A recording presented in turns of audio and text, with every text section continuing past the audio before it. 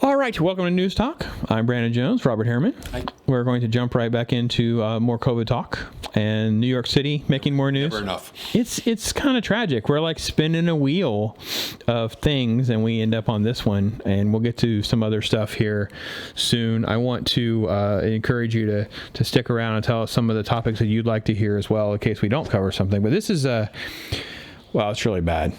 It's disturbing. It is really disturbing. So, it really came to, at least it came to light. You see the little clip where Kayleigh McEnany, is that how you say McEnany? How you say his name? I didn't see the clip, no. Yeah. Oh, so she's doing a press briefing, and Jim Acosta talks about, aren't you concerned with the Trump rallies that we're going to have all these people and you're not having masks and whatever? And she's like, well, yeah, I mean, blah, blah, blah. We're not going to mandate masks. Well, aren't you concerned? Blah, blah, blah. So she holds up the New York, make sure I got it right, New York Post. And there's a photo on the New York Post of all the protesters on one side of the page, Trump rally on the other side of the page. And then it was like, good, bad. Different captions. And it was like, wow. She held it up in the press briefing. Like, I sure hope that we see more headlines and coverage like this, too. Yes, the Trump administration's concerned. He's trying to advise people they should wear a mask, whatever. But we'd also love to see media coverage of events like this. Then we find out, again, New York City always has the best backstories of corruption and cover-up that should just shock us to our core. They're the worst COVID numbers and horrible death toll in our country, and we find out over and over again there's always more to the story. So here's another one. So they're trying to put together COVID data, and Bill de Blasio's office, this is Avery Cohen, and they are doing contact tracing for COVID positives.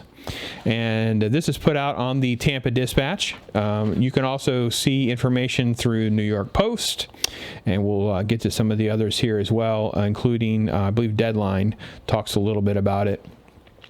Basically, no one will be asked proactively if they attended a protest, Cohen has said, the spokesman for de Blasio. This was an emailed response to the city website. They were the one that broke the story that test and trace workers ask COVID-positive individuals general questions that help them, quote, recall contacts and individuals that they may have exposed. Well, do you live with anyone in your home? Jonah Bruno, an agency spokesman, says, we're working with the New York City to balance the public health priority while also protecting personal privacy. We seek to ensure a thorough contact tracing program that helps us contain the COVID-19 virus and monitor any fluctuations in the infection rate as we continue reopening New York. Then they quote a doctor from Columbia, Dr. Patrick Couture, Kachur, from Columbia.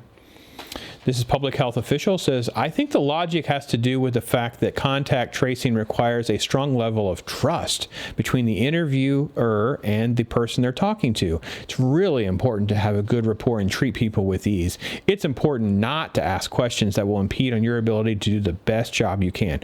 Again, we don't ask them about going to a protest. Okay? Then he says this is the professor of public health advice discussing New York City. There's definitely a concern that state and city officials have that the protest could be a place where transmission occurs, but the risk is lower than the household and other community contacts. It would be really challenging to trace those contacts who you've been protesting with. Well, of course, but we're still not going to try to discuss that or at least have that in their factors. But I don't think that's the reason. That's not what he just said is not the reason why they don't want to ask the question. No, he's politically. They want to manipulate public health data to keep the arrows pointed at the protest as a possible. They don't want you to think the protest is where you can get this. They don't want you to think that that's remotely a stigma at all. They want to keep that in a positive light, just like the Kayleigh stunt where she holds up the paper. I'm sorry. In by definition, by not asking those questions, that is not contact tracing. No, you're omitting information. Yeah. So, I mean, I think that's very dangerous. And I believe that if that was going on in the state of Florida, Ron DeSantis is already under fire. And he would be toast. Yeah, it's crazy. Yeah. So, again, everything is politicized, and it's harming public health, in my opinion. And it doesn't matter to me. We need to know if some of these little sparks are starting at these protests. It doesn't matter if it's a Trump rally or it's a Black Lives Matter protest or rally, it should be part of your questions. Have you been to any event, including rallies or protests? That's how I would word my question, right? Have you been to any event, including rallies or protests, in the last 14 days to 3 weeks, whatever the appropriate timeline would be for the way they work their questionnaires? Yeah. I mean, I don't understand why we have to make it. You don't have to mention names. Like, we don't need to call out Black Lives Matter. We don't have to call out any of these poor individuals that have lost their lives, that have sparked some of these rallies and protests. We don't have to call out the political candidates by name. Doesn't matter if they've been to a Biden rally. It doesn't matter if they've been to a local politician running for office and they had 70 people. Just the fact that they were in a crowd. Because then you had 70 people. Yeah, because I guarantee they're going to contact Trace in Tulsa today if anything. They will be there taking photos of every single person. We're recording this live on a Saturday. It will come out on Tuesday. So you're watching this, you will already have heard what will happen in Tulsa. Yeah. I'm going to predict people will be watching this and they can tell us how accurate we are. We will see tomorrow morning on Sunday papers. We will hear in Sunday talk shows.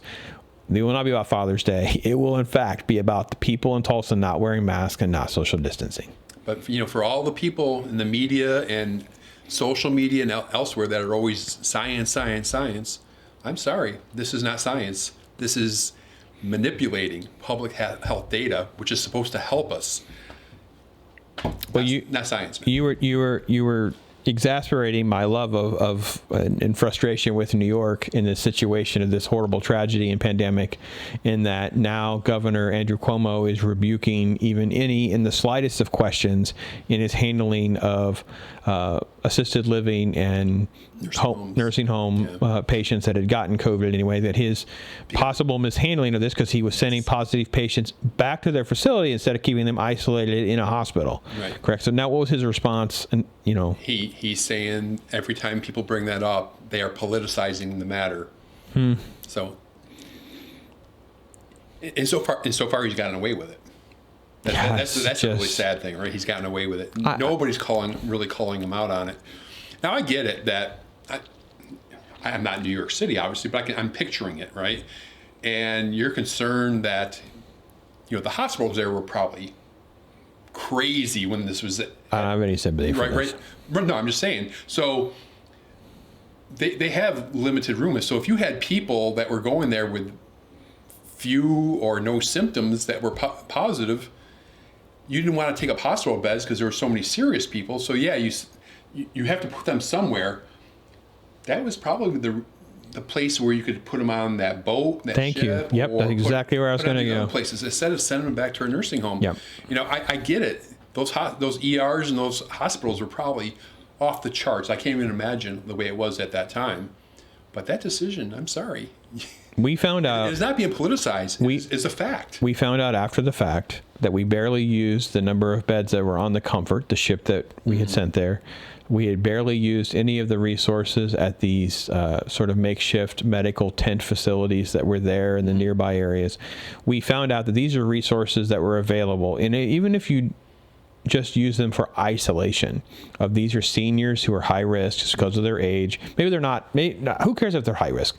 Just they have it. We don't want to send them back to speed up the timeline. A high risk place. And then now it is incontrovertible. I'm sorry. It's evil to believe that a man has found out.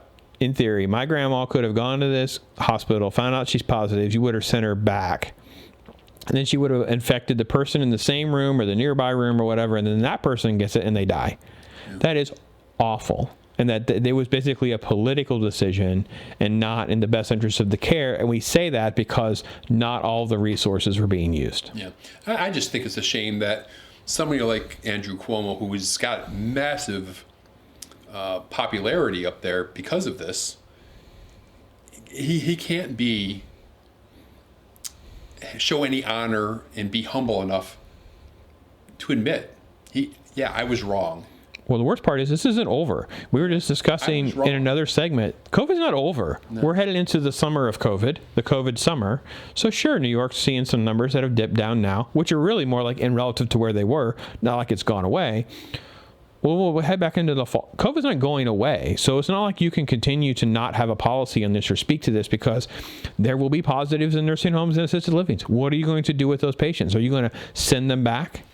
What about What do governors and leaders take away from all of this, and what they could or should have done if you don't have a comfort and medical tents? And how do you isolate? And what are some of your thoughts on what have been the best practices or things that what we should actually do? Well, I mean, at the time they also had the opportunity, because all the hotels were empty. They could have used they that could have stuff. designated whole hotels. Yeah, they could have done all kinds of stuff. I don't know if you're going to have that same availability in the future. Yeah. So, I mean, and I don't think we're going to be having the federal government spend millions of dollars to transform the Javits Center into a 1,000-bed hospital. So I'm not sure how that's going to be handled, But it's got to be handled better than the way Cuomo and Murphy and some of the others took care of it. What is the latest on other places like that, like in New Jersey and some other hot spots and those kinds of things? So all the focus has shifted to the states that have reopened, Florida and Texas in particular, the two that are kind of on. Yeah. I mean, their numbers have dipped, so they're getting kudos. And the 20-odd states that are cranking up, mostly southern and western states. That opened, that did not have cases, and now they do have cases, right. And it's spiraling exponentially. And you could see, the media salivating over these numbers. And how stuff to like that. Politicize it, Yeah, I mean, and each state is a little bit different, too. I mean, I don't think, even though Florida's numbers are at a record high, we are nowhere like the situation that's going on in Arizona right now, where they are reaching very, very close to capacity in a lot of hospitals. Mm-hmm. So each place is different. You shouldn't. Why is Arizona at capacity? I don't know. Oh, okay. I don't know. Do you know the geography of where they have cases and where they don't? Is that part of it? If they're at capacity, I would assume it's in the major cities. Okay. Yeah, I mean, because in Florida, that's an assumption. I don't have. In Florida, if you look at the grids and the maps, we're still seeing massive numbers still growing in Miami and Palm Beach and these kind of areas. Now we're seeing some with around Orlando and Hillsborough County, but most of Florida still. Well, yeah. Very small numbers. And I suspect that's the way it is in Arizona. It's probably the Phoenix area. Phoenix and Tucson, Albuquerque. Mesa, whatever. Yeah. In those cities out there. That's a guess. I don't know that for a fact.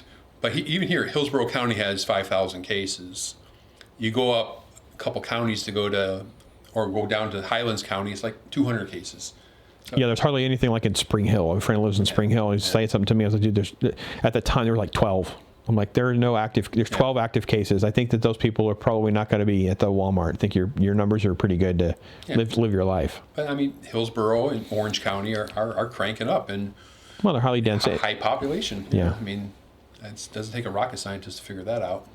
What is the lag time on data out of New York City or anything like that? Do we know these contact tracers and those kind of things? What is it on? Do you get data pretty regularly? Do we know? No. Well, if you're concerned about, are they going to be able to figure out if the numbers went up because of a potential protest, I would start looking at them pretty soon, because the protests were the end of May, beginning of June. We had their first couple, but it really. But they continue in some of these cities. Sure. They don't go away. 2 to 3 weeks, you should start seeing.